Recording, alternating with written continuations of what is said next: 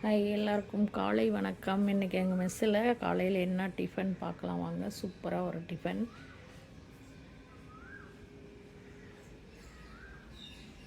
நைட்டே சுண்டல் ஊற வச்சுட்டு போயிட்டேன்.